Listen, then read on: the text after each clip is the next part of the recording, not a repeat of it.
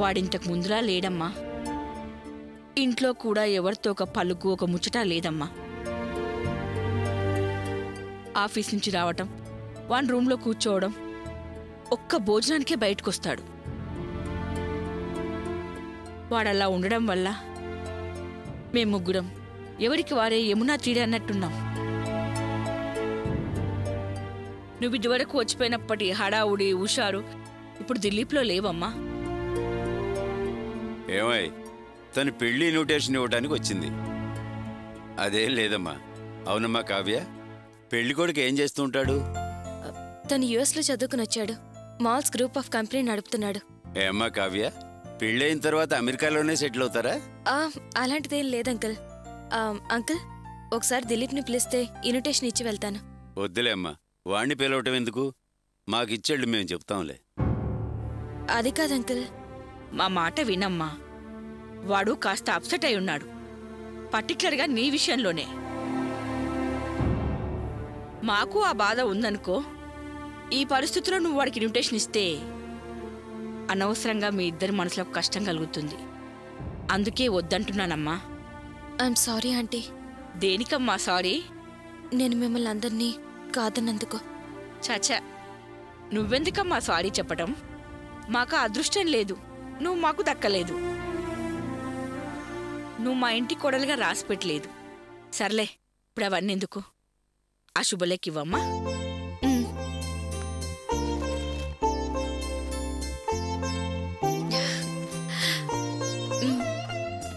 మీరిద్దరు ఖచ్చితంగా పెళ్లికి రావాలి, నన్ను ఆశీర్వదించాలి. తప్పకుండా వస్తామమ్మా. మా ఆశీర్వాదం ఎప్పుడూ నీకుంటుంది. దిలీప్ని కూడా తప్పకుండా తీసుకురావాలి. అలాగేనమ్మా. వస్తానంటీ. మంచిదమ్మా. కావ్య,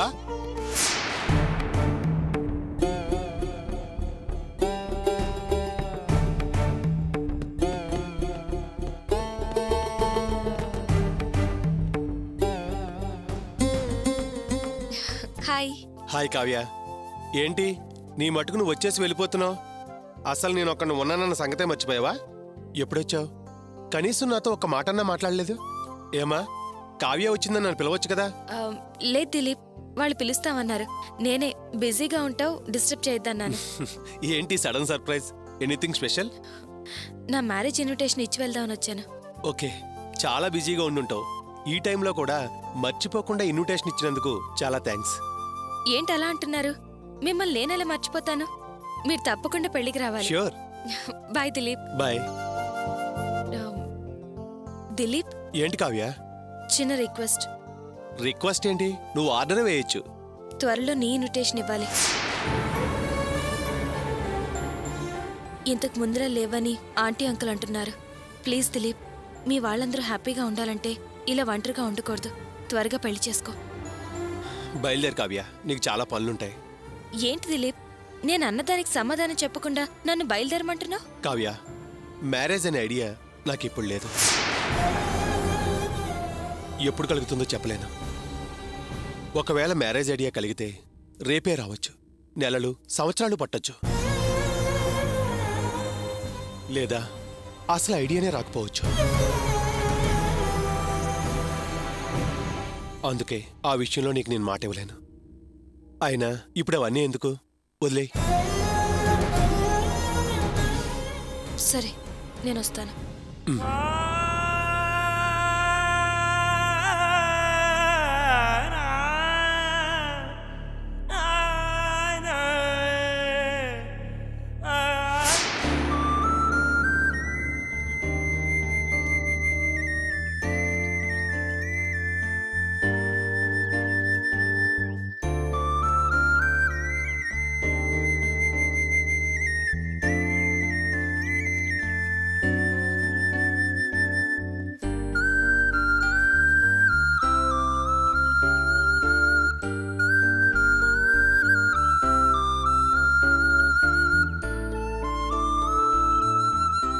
అందరికి పైసలు అందినాయి కదా, ఇప్పుడు సంతోషమే కదా.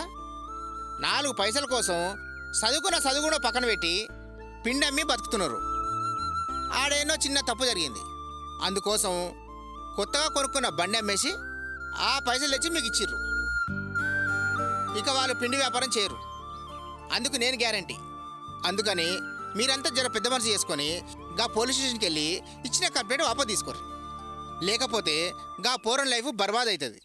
టోటల్ ఫ్యామిలీ అంతా రోడ్డు మీదకి వస్తుంది. అయ్యా, తినేదాంట్లో కల్తీ కలిపాడన్న కోపంతో కంప్లైంట్ ఇచ్చాం గాని వాళ్ళ దగ్గర డబ్బులు గుంజాలని మాత్రం కాదయ్యా. మీరే చెప్పారు కదా లేని వాళ్ళని, అందుకే సరే అని ఒప్పుకుంటున్నాం. పెద్ద పెద్ద కంపెనీలు మోసం చేస్తున్నాయని ఇంట్లో చేసింది కదా అని నమ్మి కొన్నాం. ఇది కూడా ఇలాగే ఉంటే ఇంకెవరితో చెప్పుకోవాలయ్యా? ఇక మీదట ఎలాంటి తప్పు చేయనని చెప్పమానండి, మేము కేసు వాపస్ తీసుకుంటాం. చెప్పినా కదా మీరు చాలా మంచోళ్ళు, మంచి మనసున్నోళ్ళు. ఇక మీరు పోయినారీ. నమస్తే. వస్తామయ్యా. నమస్తే. మంచి. చాలా థ్యాంక్స్ అన్నా. ఎట్లనో అట్లా వాళ్ళు ఈ విషయం అర్థం చేసుకున్నారు. కేసు వాపసు తీసుకుంటామని చెప్పారు. ఇక మీరు ఏం ఫికర్ చేయగర్రీ. మీరు పోలీస్ స్టేషన్కి పోయి మీ పోరని మీరు దొరకబోర్రి. ఆ ఎస్ఐకి ఫోన్ చేసి విషయం మొత్తం నేను చెప్తా. వస్తామయ్యా, మీరు చేసిన సాయం ఈ జన్మలో మర్చిపోలేమయ్యా. దీంట్లో నేను చేసిందే ఉందమ్మా. పిలిచినా మాట్లాడినా గంతే.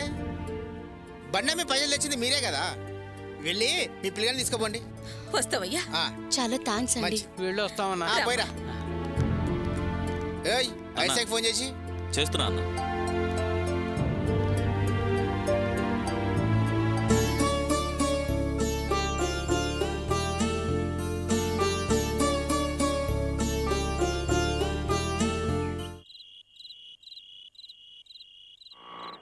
బాబు ఇక్కడ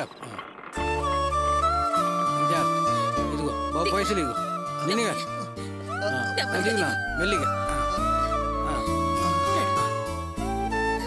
నెమ్మదిగా నడు.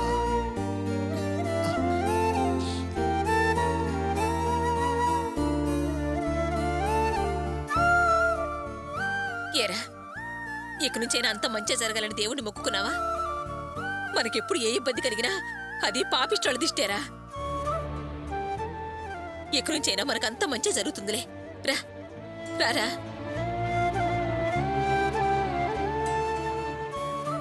మెల్లిగా నడు. జాగ్రత్త. ఇక్కడ కూర్చో. నెమ్మదిగా దిగా. అయ్యయ్యో, కూర్చోరా. రాణి, వెళ్ళి కాఫీ తీసుకురమ్మా. నేను తీసుకొస్తాను అత్తయ్య. అలాగేనమ్మా.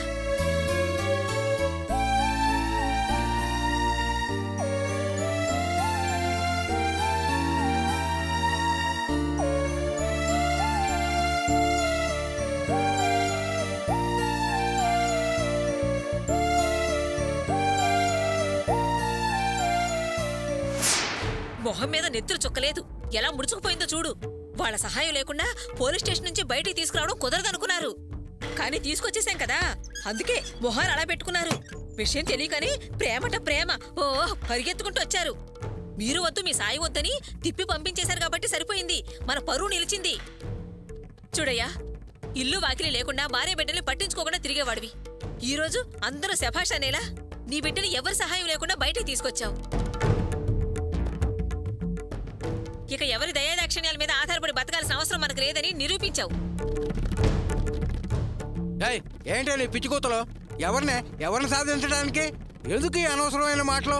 వాసు ఇంటికి వచ్చాడుగా, ఎందుకు ఈ నస ఓహో లాగుతుంటావు? నీకు నోరు ఊరుకోదా ఏంటి? అర్చన, వాళ్ళ సంగతి వదిలేసి వాళ్ళనే మాటల్ని నువ్వేం పట్టించుకోకు. ఈరోజు డబ్బులేం తేలేదు. ఏ? అది పని మీద బయటికి వెళ్ళాను.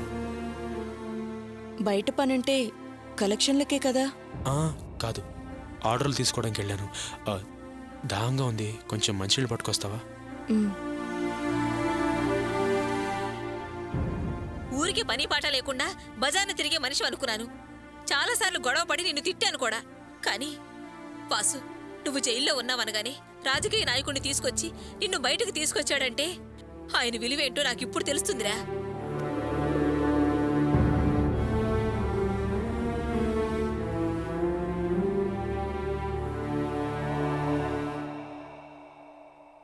బయటికెళ్లే పనంటే వాసుని బయటికి తెచ్చే పనేనా? వాసునా?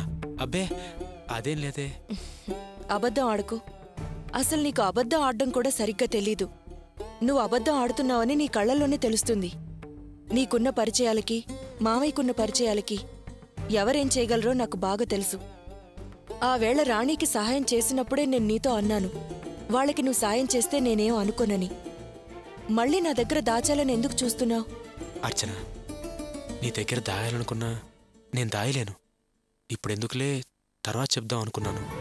వాసుగాడిని జైల్లో పెట్టారని తెలిసి వాడు చేసిన తప్పులన్నీ మన్నించేశాను. వాడిని విడిపించడానికి వెళ్ళొద్దని నన్ను శివగాడు తిట్టాడు. మళ్ళీ ఈ విషయం ఎక్కడ నీకు చెప్తే నన్ను తిడతావని భయపడి నీకు చెప్పలేదు. వాసుని పోలీసులు తీసుకెళ్ళినప్పుడు నేనెంత భయపడ్డానో తెలుసా? నాకే అలా ఉంటే నీకెలా ఉండుంటుందో నాకు తెలీదా? నన్ను నువ్వు అర్థం చేసుకుంది అంతేనా? ఒకవేళ నువ్వు నేను వాసుకి ఏ సాయం చేయను అని అనుంటే నేను చాలా బాధపడేదాన్ని. ఒక్కరోజు పోలీస్ స్టేషన్లో ఉండొచ్చినందుకే ఎలా భయపడిపోయాడో బిడ్డ. నరుడు దృష్టికి నల్లరాయి కూడా బద్దలవుతుందంటారు. పైగా ఏ రాయో రప్ప అయితే పర్వాలేదు, కానీ పాపిష్టి చూపు తగిలితే తట్టుకోలేమంటారు. మన ఇంట్లో ఉన్న ఈ పెద్ద దిష్టి కళ్ళాయే.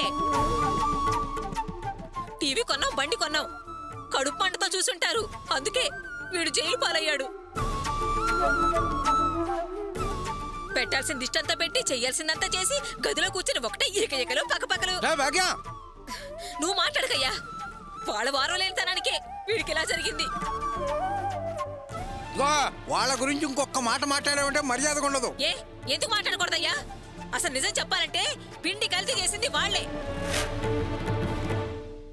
భాగ్య, పిచ్చి పిచ్చిగా మాట్లాడమాకు, నోరు పుచ్చిపోతుంది.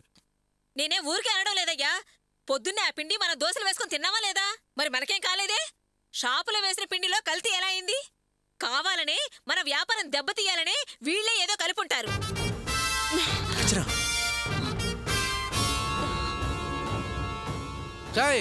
నా గోపిక లాంటి చెడ్డ బుద్ధులేం లేవు. ఏది అబద్ధాలో ఏది నిజాలో ఆ దేవుడికి తెలుసు. మరి పిండిలో కల్తీ ఎలా కలిసిందయ్యా?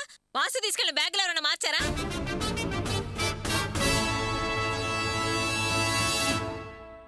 అమ్మా, అదే జరిగింది.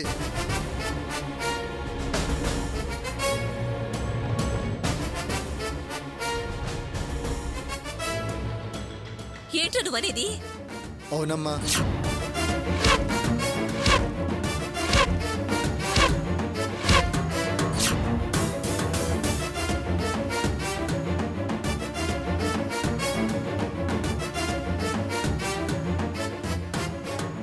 డౌటే లేదు, వాళ్లే మార్చుంటారు.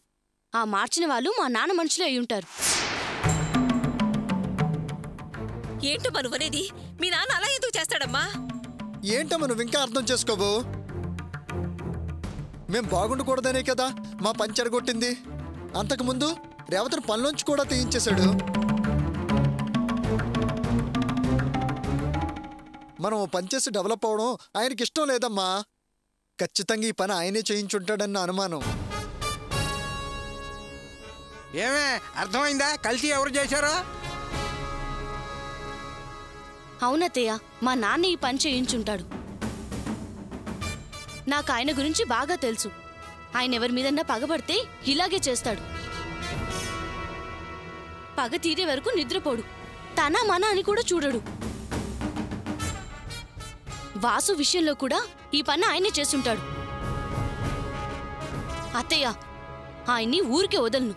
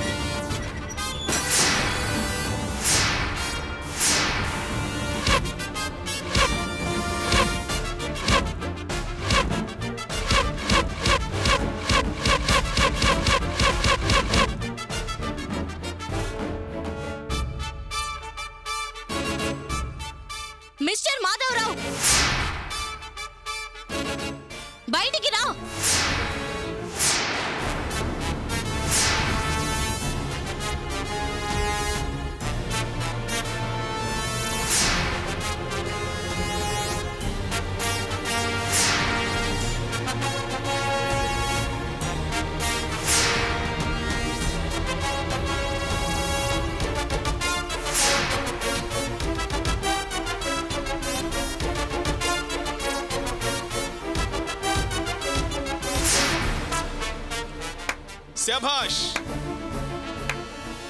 ఇన్నాళ్లకు ఈ మాధవరావుని పేరు పెట్టి పిలిచేదాన్ని చూశాను.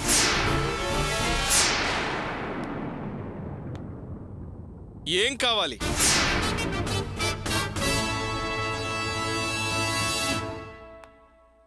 నా ఇంటి ముందుకు ఎవరొచ్చినా, ఆఖరికి అది బిచ్చగత్తైనా సరే, అడిగింది ఇవ్వటం ఈ మాధవరావు అలవాటు. రేయ్,